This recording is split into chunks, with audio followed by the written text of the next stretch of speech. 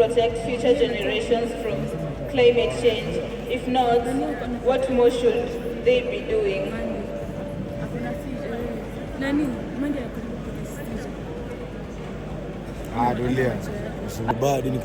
would say the leaders of today are not doing enough to protect future generations from climate change because I'll state my reason first. Global change is threatening to human life. What are some of the actions we should take to control global change?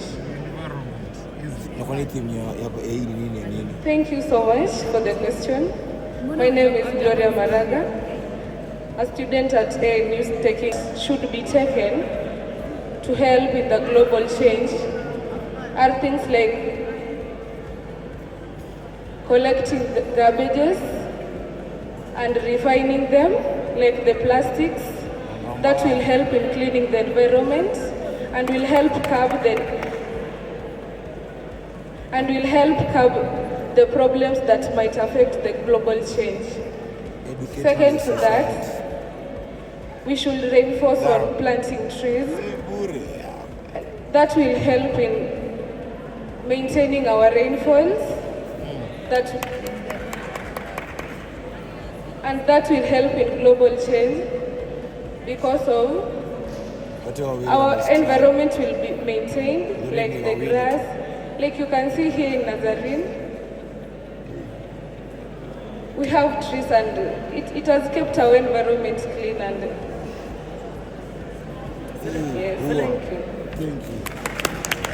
Drug abuse continues to be one of the world's most serious problems. What do you think is the best way to handle this? My name is Michelle Joaquin-Joroge, a student pursuing Environment and Natural Resource Management here at Africa Nazarene. So to answer my question, drug abuse is a problem. We all agree with that. And what should be done is that we should focus on empowering our youth and also the communities that we know are most likely to abuse these drugs. Most of the problems that people go through is what leads them to drug abuse. So talking out and empowering our fellow youth is one of the ways in which I can advocate for. Thank you so much. Mental health has been rampant in the recent days. Kindly outline some of the way in which we can tackle some of mental health issues. Thank you, judges, for this wonderful question. This is tag number 8. My name is Elijah Musahuzi Tigabandi from Congo. First year, second semester. But to answer this question, personally, I think, first I would like to encourage the coach of the gym, because the gym is one of the elements that help people, help us. What is your take on the Kenyan government allowing GMO products into Kenyan borders? I would say that the government of Kenya should be aware that GMO products are not good for our health, and so Kenyans, and even as borders who are... Violence is so prevalent in today's society, and what can we do about it? We believe violence is so prevalent in today's society because it's evident, it's everywhere. People getting mugged, there are attacks everywhere sometimes, and the only way to stop this violence is educating people on the importance of peace and living together and being able to stay in harmony and help each other and being good neighbors to each other. And that is my take. Been paramount in Kenya for the last decade.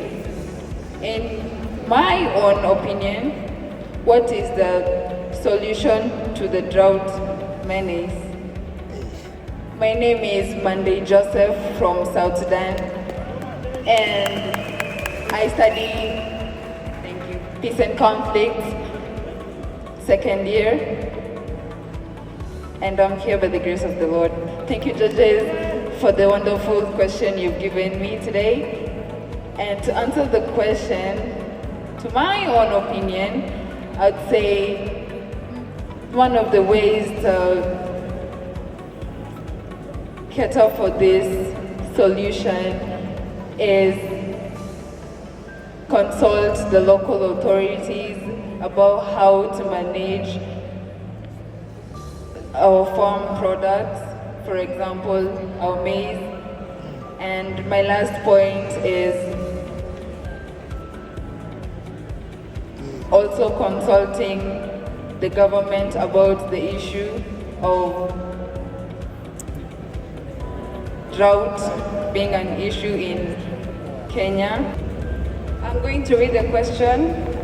It says, sexual harassment and gender-based violence has been at the forefront of recent headlines. Why is it important for men and women to work together in tackling this issue? Thank you, judges, for this question. My name is Abuk Dong from South Sudan, and I'm doing business administration here at African Nazarene University. To answer the question, I think that women and men should work together because it is important as a community to communicate and just do everything together so that we can bring a conducive environment for everybody to live happily. And I would also say that men and women, if they come together and work, the world will be a better place to live in, and everybody will be able to pursue their dreams and do everything in the right manner and right way.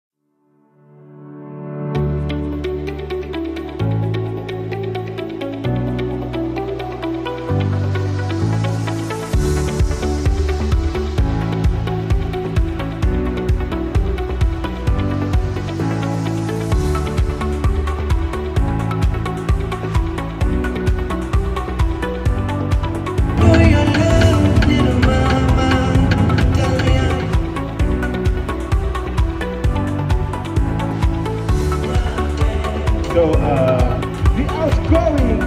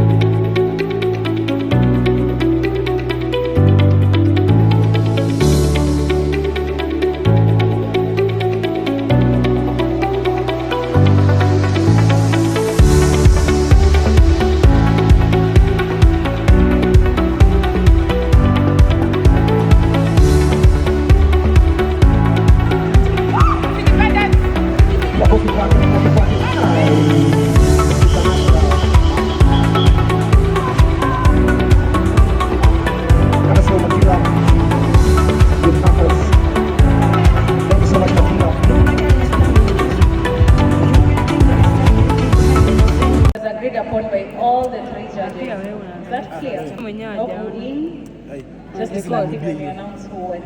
So I'm going to start with Miss Kavi, ENU, 2025-2026. And that goes to tag number 1.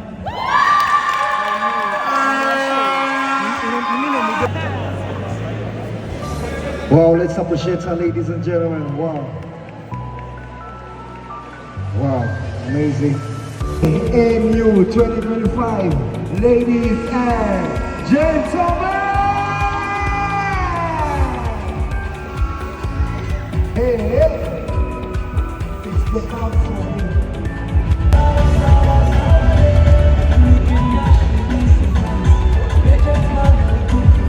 Let's come, ladies and gentlemen. ENU 2025.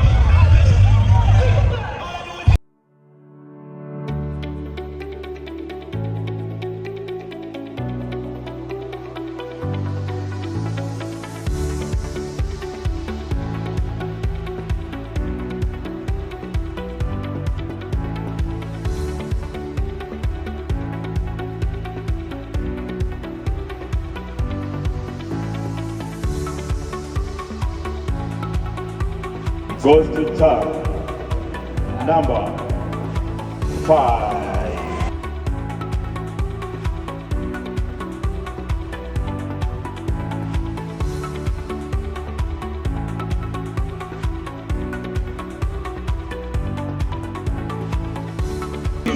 Our Miss ENU 2025.